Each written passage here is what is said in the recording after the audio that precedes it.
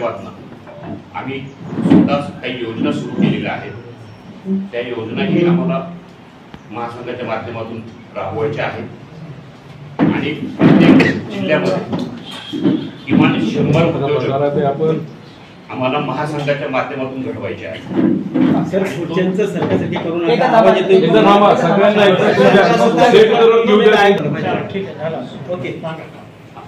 तरी या पद्धतीने आपण महासंघाचं काम आपण या ठिकाणी करतो आहे।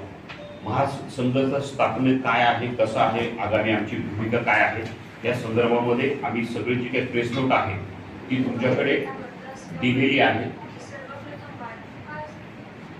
या ठिकाणी आम्ही विदर्भाचा दौरा पूर्ण करून आलोय। आज आम्ही या ठिकाणी मराठवाड्यातल्या प्रमुख पदाधिकाऱ्यांची बैठक या ठिकाणी घेतली आहे। त्या ठिकाणी त्या जिल्ह्याबद्दल कामकाज, त्या जिल्ह्यातल्या अडीअडचणी या संदर्भामध्ये पत्रकार परिषदेनंतर बैठक घेऊन आम्ही त्यांच्याकडनं आढावा घेतो आहे आणि तो आढावा घेऊन भविष्यामध्ये आम्ही एक राज्यस्तरीय पदाधिकाऱ्यांची कार्यशाळा घेणार आहोत। त्यानंतर विभागीय पातळीवरती कार्यशाळा घेणार आहोत आणि त्या कार्यशाळेनंतर जिल्हा स्तरावरती कार्यशाळा घेणार आहोत। या तिन्ही कार्यशाळेच्या माध्यमातून उद्योग, व्यवसाय, सहकार क्षेत्रातल्या काय काय संधी आहेत, कुठे कुठे आहे याची माहिती देणार आहोत आणि जी मंडळी या उद्योग व्यवसायामध्ये येऊ इच्छिते त्यांना त्या क्षेत्रातली जी तज्ञ मंडळी आहे ती तज्ञ मंडळी त्या व्यवसाय संदर्भात मार्गदर्शन करणार आहे। त्यांचा प्रोजेक्ट रिपोर्ट बनवण्यापासून तो इम्प्लिमेंट करेपर्यंत सगळं महासंघ त्यांना मार्गदर्शन करणार आहे। ही साधारणतः आमची या महासंघाची भूमिका आहे।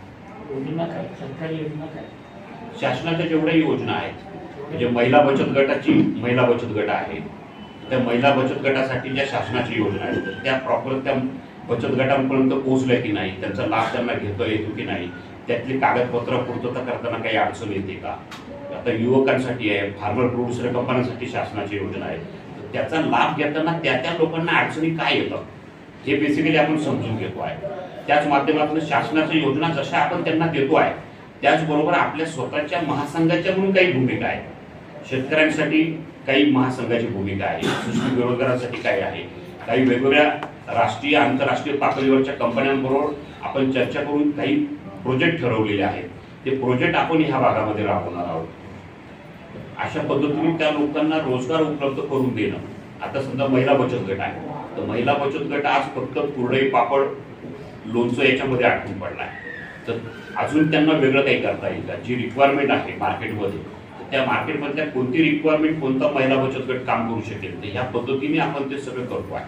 आता आम्ही विदर्भामध्ये गेलो, विदर्भामध्ये सोयाबीनचं उत्पादन मोठ्या प्रमाणावर आहे, तर सोयाबीनच्या माध्यमातून प्रक्रिया करून आपल्याला काय करता येईल याच्यावरती आपण तिथे काम करतो आहे। कपास आहे, कपाशीच्या माध्यमातून चांगला काय करता येईल। जनरली आज सगळे सुधीरणी वगैरे एवढंच ऑप्शन आपल्या समोर आहे, तर वैद्यकीय क्षेत्रामध्ये सगळ्यात मोठ्या प्रमाणावरती कापूस लागतो, तर वैद्यकीय क्षेत्रामध्ये लागणारा कापूस जो आहे त्या क्वालिटीचा, त्या प्रकारची प्रक्रिया करून तो आज आपल्याकडे मोठ्या प्रमाणात मागणी असूनही आपण देऊ शकत नाही, ही वस्तुस्थिती आहे। तर त्याच्यावरती अभ्यास करून आपल्याला त्या माध्यमातून काय काम करता येईल याच्यावरती आपण अभ्यास करतो। नाही, शासनाच्या योजना तर ऑलरेडी चालूच आहे, नाही ऑलरेडी आहे। 1996 साली ही उद्योग सेनेची स्थापना झालेली आहे, तेव्हापासून ऑलरेडी हे उद्योग चालू आहेत। आता फक्त याला आपण सरकार आपल्या सोबत असल्यामुळे मोठ्या प्रमाणात स्वरूप देतो आहे आणि मीडियासमोर आम्ही पहिल्यांदा येतो आहे। 2 वेळेस सरकार तुमचंच होतं, दोन्ही वेळेस राबवलेले आहेत, मी स्वतः लाभार्थी आहे। आता सरांनी जसं विचारलं निवडणूक आहे म्हणून तुम्ही जनतेसमोर जाताय का, कारण की जवळजवळ छत्रपती संभाजीनगर जिल्ह्यात MIDC आमच्याकडे मोठी आहे, 20,000 उद्योग बंद पडले, लाखो कामगार देशोधडीला लागला, तेव्हा तर तुम्ही कुठे दिसला नाही संभाजीनगरची जी भूमिका आहे, आता आवाज उठवायला विषय काय लागतो की जेव्हा मुद्दे आमच्याकडे येतात त्याच्यासाठी संघटन लागतं। पहिल्या फेजमध्ये आता आम्ही संघटन तयार केलेलं आहे, आता जसे जसे मुद्दे येतात तसे आम्ही मंत्री महोदयांपर्यंत ते मांडतो आहोत, जेणेकरून उद्योजकांचे जे प्रश्न असतील ते शासनाकडनं ते मांडले गेले पाहिजे, ते सोडवले गेले। शिवउद्योग सेनेचं ऑफिस पासून कार्यकर्त्यांपासून सगळं छत्रपती संभाजीनगरला आहे सर, असं कसं म्हणताय तुम्ही? नाहीये, पदाधिकारी आहेत, ऑफिस होतं, सगळं होतं, तरी सुद्धा तुम्ही काहीच नाही हालचाल केलेली नाही। आमचा उद्योग सहकार महासंघाची बांधणीच आता आम्ही केली 3 महिन्यापूर्वी। पूर्वी शिवउद्योग सेना जी होती ती राज ठाकरेंकडे होती. आता हा जो महासंघ आहे गेले 6 महिन्यापासून आम्ही शिंदे साहेबांसोबत आहोत आणि त्याच्या आधी शिंदे साहेब मुख्यमंत्री झाले. होय महायुती सरकार होय महाराष्ट्रातले अनेक उद्योग त्याच्या खूप मोठी कॅपॅसिटी रोजगार ते पळवले गेले गेले लोक हम्म. का ते बोलत पळवलं गेलं म्हणजे कुठल्या अर्थात ते महाराष्ट्रामध्ये एस्टॅब्लिश झाले आणि मग गेले की काय? नाही येतात गुजरातला गेले याची मला वाटली नाही, बेसिकली एक गोष्ट लक्षात घ्या, ॲग्रीमेंट करणं म्हणजे उद्योग सुरू होणं नाही. मी स्वतः देखील एक उद्योजक आहे. उद्योजकाची साधी सरळ भूमिका असते, जे राज्य शासन किंवा जे राज्य सरकार आपल्याला जास्तीत जास्त उद्योगांना संधी देतं त्या ठिकाणी उद्योजकता चालू. आजही महाराष्ट्रामध्ये जे नवीन उद्योग येत आहेत त्यामध्ये सगळ्यात जास्त उद्योग विदर्भामध्ये जात आहेत, कारण विदर्भासाठी शासनाने स्वतंत्र एक योजना डेव्हलप केलेली आहे. सरांनी जो मुद्दा काढला की शिवसेनेच्या माध्यमातून इंडस्ट्रीमध्ये काय झालं, तर सेंद्रासारखी पंचतारांकित MIDC शिवसेनेने सुरू केली आहे. शिवसेनेच्याच काळामध्ये ती MIDC सुरू झाली, तिचं भूमिपूजन शिवसेनेच्या मुख्यमंत्र्यांनी केलं आहे. अनेक उद्योग तिथे सुरू झाले. आता कोरोनाच्या काळामध्ये तर जगातील अनेक घडामोडींमुळे उद्योग क्षेत्रामध्ये प्रचंड बदल झालेले आहेत. त्यामुळे ह्या उद्योगामध्ये होतात. आता जसं तुम्ही उद्योग पळवल्याचं सांगता तसं वाढवण बंदरही युतीच्या काळामध्ये महाराष्ट्रात सुरू झालंय. 1 लाख लोकांना रोजगार तिथे मिळेल अशा पद्धतीचं नियोजन त्या ठिकाणी झालेलं आहे. हे तुम्ही सांगतात की 20,000 कामगार इथे कमी झाले, पण 1 लाख कामगार नव्यानं तिथं क्रिएट होत आहे.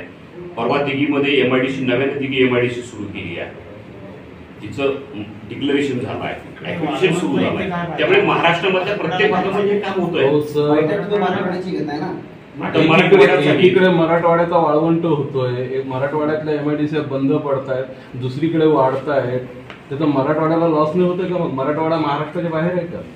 मराठवाड्यातली लोक EMIC जे शेकडो एकर उद्योग नाही पण पडून म्हणजे याचा अर्थ इथे उद्योजक कोणी निर्माण होत नाहीये म्हणून ती जागा पडू नये. आम्ही आता जी घोषणा केली ना, आता आम्ही 100 उद्योजक निर्माण करण्याचीच घोषणा केली आणि कुठले उद्योग द्यायचे त्याची पूर्ण आराखडा आमच्याकडे तयार आहे. मग शेती आधारित द्यायचे, ऑटोमोबाईल मध्ये सेक्टर व्हायचे. अशा हजारो उद्योजक आहे ज्यांचं कोविड काळामध्ये कंबर मोडले, ते आजही उभा राहिलेले नाही. बरोबर आहे. तुम्ही अचानक आला सांगते बाबा आपली करू म्हणून, पण जी गेलेत आता त्यांचं काय? त्यांना आधार द्यायचं काम आम्ही आमच्या पद्धतीने करतो. आता बरेचसे त्याच्यामध्ये काय झालेले आहेत, NPA झालेले. आता NPA हा जो विषय आहे हा बँकेच्या दृष्टीने खूप मोठा आहे, तो सगळीकडेच आहे. आता त्याच्यात आमची भूमिका बँकेच्या याच्यात काय करायची, NPAच्या याच्यामध्ये काही लोकांना मार्केटचे प्रॉब्लेम आहे. आता जिथं जिथं आमच्याकडनं सर आता NPA ला एखादा बाहेर काढायचं म्हटल्यानंतर त्याला कोणतरी इन्व्हेस्टर आणावं लागेल. आमचे काही फॉरेन कोलॅबोरेशन झालेले आहेत, आम्ही त्यांच्याकडे प्रस्ताव देत आहोत की इकडच्या उद्योजकांना कशी ताकद देता येईल. उद्योजकांना बँका मिळालो त्याची 10 लाखाची 20 लाख एकही सक्सेस त्याचं एक 2 लाख ते 20 लाख बँका मंडळ 2.5 लाख काय उद्योग याच्यात लक्ष घाला. त्याच्यात एक छोटंसं उदाहरण मी सांगतो. अण्णासाहेब पाटील महामंडळाचे काही उपक्रम आम्ही चालू केले होते आणि त्या संदर्भामध्ये नरेंद्र पाटलांच्या उपस्थितीमध्ये साताऱ्यामध्ये एक बैठक आयोजित केली होती, ज्याच्यामध्ये अनेक होतकरू तरुण ज्यांनी बँकांमध्ये ऍप्लिकेशन अण्णासाहेब पाटील महामंडळाच्या माध्यमातून केले होते ते तरुण, बँकांची लोक आणि स्वतः कलेक्टर ते उपस्थित होते. हे उदाहरण म्हणून मी सांगतो. याच विषयावरती चर्चा होती की लोन बँका देत नाही.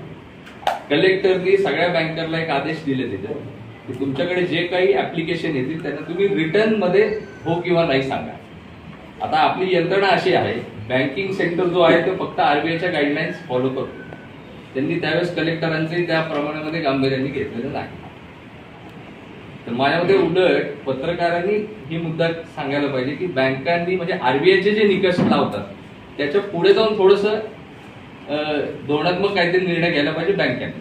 त्याच्यात शासन काय करणार आहे? सरकारमध्ये तुम्ही आहात, तुम्ही केंद्रीय अर्थमंत्र्यांना तुम्ही सांगू शकता, पंतप्रधानांना सांगू शकता. आमच्या पद्धतीने 100% आम्ही पाठपुरावा करतो त्याच्यामध्ये. पण दुसरा एक सेकंड दुसरा पर्याय असा आहे, आपली बँकिंग सिस्टीम त्याला पुढे जाऊन काय अल्टरनेटिव्ह आपल्याकडे उपलब्ध होईल का ह्याची आमच्या प्रोव्हिजन करून ठेवलेलं आहे. उद्या एखाद्याला होतकरूला जर कर्ज मिळालं नाही, आम्ही काही फॉरेनच्या बँकांशी बोलतोय किंवा फॉरेनच्या कंपनीशी बोलतोय, इक्विटी इन्व्हेस्टमेंट आम्ही बऱ्यापैकी